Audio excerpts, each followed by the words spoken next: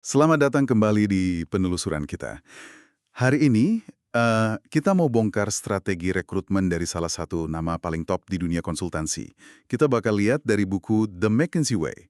Lebih tepatnya kita fokus ke bab 18, merekrut ala McKinsey. Kita coba pahami gimana sih mereka bisa bangun tim yang, ya bisa dibilang legendaris gitu. Gimana cara mereka nyari talenta-talenta terbaik. Misi kita bareng Anda hari ini yaitu ngertiin pendekatan unik mereka, filosofi di baliknya, dan mungkin apa sih yang bisa kita ambil dari cara mereka nemuin orang-orang hebat ini. Ya, dan ini penting banget ya, biar Baga catat dari awal. Bagi McKinsey, seperti yang dijelasin di bab ini, rekrutmen itu bukan sekedar kerjaan HR biasa gitu, buat ngisi posisi kosong aja. Bukan. Ini tuh jantung dari eksistensi mereka. Misi utamanya adalah, dan ini saya kutip nih dari buku, membangun firma yang mampu menarik, mengembangkan, menggairahkan, memotivasi, dan mempertahankan orang-orang luar biasa. Ini serius loh, bukan cuma slogan. Mereka beneran ngeluarin sumber daya yang, wah, gede banget buat ini. Sumber daya gede banget. Oke, coba kita bedah dikit nih. Segede apa sih investasi yang kita omongin di sini? Terus, siapa sebenarnya yang mereka incar? Bab 18 ini kan terus terang ya, nyebutnya mereka nyari krim dari krim. Lulusan paling top dari sekolah bisnis top dunia. Sekolah hukum paling bagus. Program S2 ekonomi keuangan gitu kan. Tapi, menariknya, nggak cuma itu aja kan. Mereka juga aktif nyari kandidat yang istilahnya non-tradisional. Betul sekali. Profil krim dari krim itu ya jelas fondasi utama. Mereka nyari lulusan dari kampus kayak Harvard, Stanford, INSEAD, pokoknya yang top-top lah. Tapi mereka juga sadar orang pinter sama yang analitisnya tajam itu nggak cuma ada di jalur biasa. Makanya mereka juga rekrut tuh dokter, PhD scientist, insinyur, bahkan mantan politisi atau diplomat. Jadi latar belakang yang beragam ini dianggap bisa bawa perspektif baru yang kaya. Nah, soal investasi tadi, ini beneran signifikan banget. Bab ini ngegambarin gimana mereka bikin tim rekrutmen khusus, isinya itu konsultan aktif loh, bukan cuma HR. Mereka ditugasin ke kampus-kampus target. Wah, jadi bukan cuma staf HR ya, tapi konsultan yang lagi ngerjain proyek pun ikut turun tangan. Intensif banget dong. Tepat. Coba bayangin biayanya. Ngirim konsultan ini terbang ke kota lain. Nginepnya di hotel terbaik. Terus, ini yang lumayan wah. Mereka traktir kandidat potensial, terutama yang MBA, di restoran paling mewah. Di buku ini dikasih contoh spesifik loh, makan siang rekrutmen di Le Cirque di New York. Itu tempat pada masanya ya sering didatengin tokoh kayak Ivana Trump, Walter Cronkite. Ini kan bukan cuma makan siang biasa ya, ini kayak ngasih sinyal prestis, nunjukin keseriusan mereka. Bahkan nih, seorang engagement manager, ini posisi udah lumayan senior, itu bisa ngabisin hampir semua waktunya buat rekrutmen di periode tertentu. Kalau Anda hitung waktu mereka pakai tarif per jam McKinsey yang terkenal mahal itu, wah biaya peluangnya aja udah gede banget. Ini nunjukin sepenting apa proses ini buat mereka. Oke, investasinya gila-gilaan. Targetnya spesifik banget, dari lulusan top sampai profil unik. Nah, pertanyaan intinya nih, dengan semua usaha dan biaya segitu, apa sih sebenarnya yang mereka cari dari seorang kandidat? Kualitas apa yang paling penting? Bab ini kayaknya nekenin banget satu hal ya, di atas segalanya.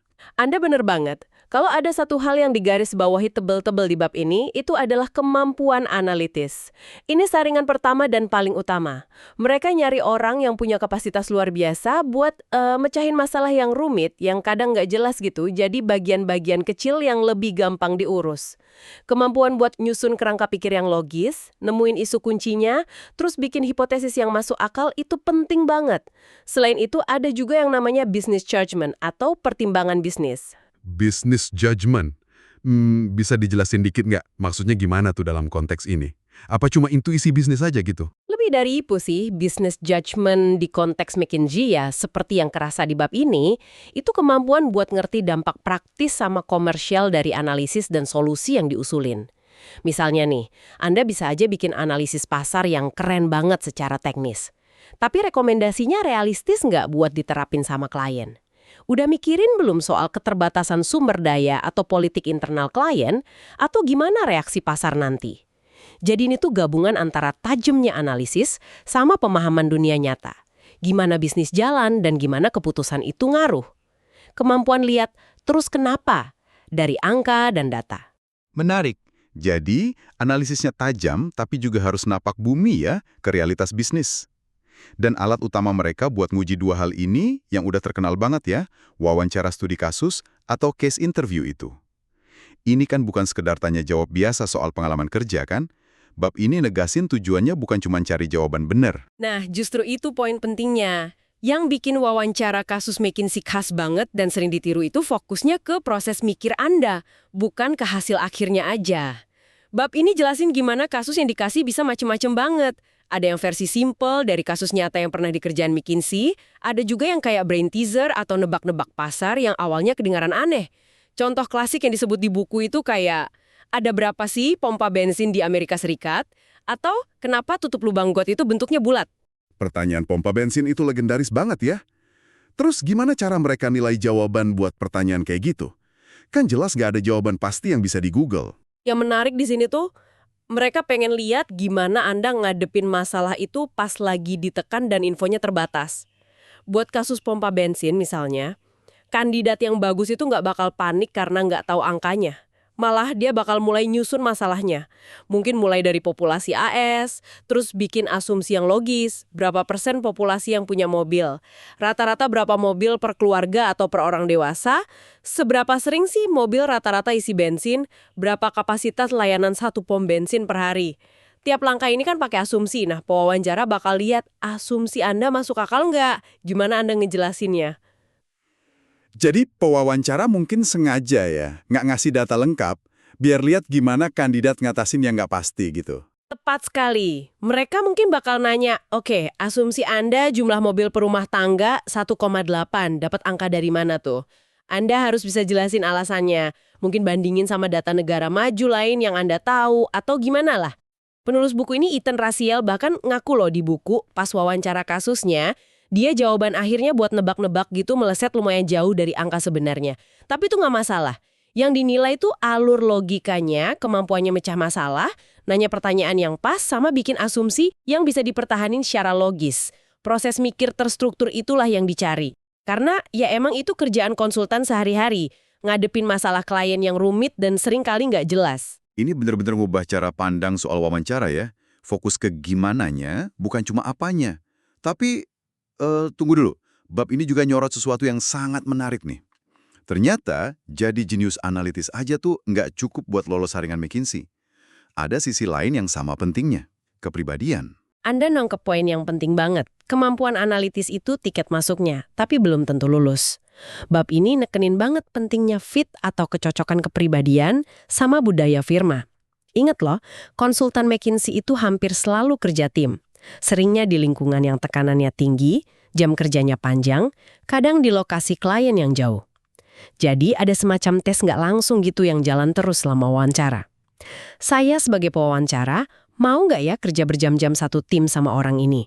Bakal jadi teman kerja yang enak nggak ya? Kayak tes, mau nggak kejebak di bandara pas badai salju sama orang ini gitu ya? Ya, kira-kira gitu.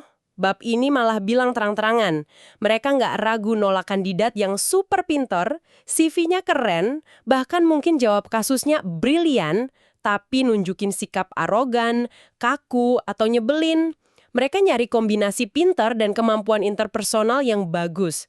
Ada contoh menarik di buku ini soal kandidat dari Harvard Business School. Oh iya? Gimana ceritanya? Jadi kandidat ini rupanya udah nyiapin banget naskah buat presentasi dirinya.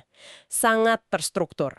Pas pewawancara coba nanya langsung di tengah-tengah presentasinya, nanya spesifik, contoh kemampuan analitisnya, kandidat ini nolak jawab. Dia kekeh minta waktu 10 menit lagi buat nyelesain presentasinya sesuai urutan yang udah dia siapin, baru nanti sampai ke bagian itu. Sikap kaku, nggak fleksibel, terus kayak kurang bisa baca situasi gini, jelas jadi red flag gede buat pewawancara McKinsey. Mereka kan nyari orang yang bisa mikir cepat, adaptasi sama diskusi yang jalan, bukan robot yang cuma bisa ngikutin skrip. Wow, itu contoh yang jelas banget ya. Jadi kemampuan adaptasi sama kecerdasan sosial, sama pentingnya sama IQ. Ini bukan cuma nyari mesin analisis, tapi nyari teman kerja yang bisa diajak kerjasama dan ngobrol enak. Bahkan pas situasi susah. Persis. Anda harus ingat konteks kerja mereka. Konsultan itu sering banget harus nyampein berita buruk atau rekomendasi yang susah ke klien level C-suite kan. Kemampuan bangun hubungan baik, ngomong yang jelas dan meyakinkan, terus kerjasama di tim internal itu penting banget. Jadi fit ini bukan basa-basi doang, tapi syarat fungsi biar sukses di kerjaan itu. Mereka nyari orang yang punya presence, yang bisa cepat bikin orang percaya. Orang yang pertama, jelas pinter banget, di atas rata-rata lah. Kedua, punya rekam jejak prestasi yang kebukti, akademis atau kerjaan sebelumnya. Ketiga, nah ini yang paling ditekankan, nunjukin kemampuan analitis yang luar biasa. Terutama dalam nyusun masalah yang nggak jelas kayak di studi kasus itu. Dan keempat, semua itu harus dibungkus sama kepribadian yang klik. Mau kerjasama, adaptif, komunikatif, dan ya pokoknya enak diajak kerja bareng. Kombinasi yang lumayan langka ya. Tepat. Dan ada satu nuansa lagi nih dari mantan konsultan namanya Jason Klein. Dikutip juga di bab ini soal wawancara kasus. Dia bilang dia nggak terlalu fokus si kandidat nemu satu jawaban spesifik atau enggak. Yang lebih dia perhatiin itu gimana kandidat bereaksi. Pas dikasih masalah rumit, dengan banyak info sekaligus, apakah mereka beku, panik, diem, atau kelihatan kewalahan. Atau sebaliknya mereka tetap tenang, mulai nanya buat klarifikasi, coba nyusun info yang banyak itu, dan terus gali lebih dalam, meskipun situasinya nggak pasti. Jadi ini bukan cuma soal problem solving, tapi juga soal tetap tenang di bawah tekanan gitu ya. Sama ketahanan mental pas ngadepin yang nggak jelas dan rumit. Kemampuan buat nggak nyerah pas situasi jadi ribet. Persis sekali. Kemampuan buat tetap mikir jernih dan produktif di bawah tekanan, buat terus nyari jalan maju, meskipun nggak semua data ada, itu dihargai banget. Karena, sekali lagi, ya itulah cerminan kerjaan konsultan sehari-hari. Jarang banget kan masalah klien datang rapi, semua infonya lengkap. Kemampuan buat jalan di tengah ketidakpastian, bikin hipotesis kerja, dan terus maju secara teratur, itu inti dari apa yang mereka lakuin. Jadi wawancara kasus itu dirancang buat nyimulasiin tekanan dan ketidakpastian itu. Kalau gitu, apa artinya semua ini buat Anda, pendengar kami? Penelusuran kita di bab 18 ini nunjukin betapa mesin rekrutmen McKinsey itu sebuah sistem yang, benar-benar diatur dan intens. Fokusnya tajam banget ke proses mikir analitis yang terstruktur, sama kemampuan ngatasin ketidakpastian. Plus, kecocokan personal dan kemampuan kerjasama. Mereka nggak cuma nyari orang pintar biasa, tapi tipe orang pintar tertentu yang mikirnya pakai cara tertentu dan bisa jalan efektif di budaya tim mereka yang khas itu. Ini bukan cuma soal ngisi lowongan, tapi kayak nyalin DNA problem solving khas McKinsey ke tiap rekrutan baru. Dan sebagai pemikiran penutup nih, buat Anda renungin lagi, ada satu hal menarik yang muncul dari penekanan kuat ke proses analitis ini pas rekrutmen, bahkan lebih penting dari pengetahuan spesifik atau jawaban akhir yang benar. Coba deh pikirin, apa ya dampaknya filter super ketat di pintu masuk ini ke jenis keahlian dan cara pikir yang paling dihargai setelah orang itu berhasil masuk dan berkembang di McKinsey? Gimana saringan awal yang spesifik banget ini milih orang yang jago nyusun ketidakpastian, akhirnya ngebentuk nggak cuma budaya internal, tapi juga metodologi inti mereka buat mecahin masalah yang kita bahas di bagian lain buku ini. Filter di gerbang depan ini dengan fokus uniknya, tentu aja secara fundamental ngebentuk siapa aja yang ada di dalam ruangan dan gimana cara mereka ngadepin tiap tantangan. Ini sesuatu yang menarik buat Anda pikirin lebih jauh soal hubungan antara seleksi dan budaya organisasi. Pertanyaan yang bagus banget ya. Gimana kriteria seleksi di awal benar-benar bisa ngebentuk seluruh karakter dan cara kerja sebuah organisasi dalam jangka panjang? Cerminan menarik nih tentang gimana ngebangun tim yang performanya tinggi. Terima kasih sudah menyimak penelusuran kita kali ini mengenai cara McKinsey merekrut talenta. Sampai jumpa di penelusuran mendalam berikutnya.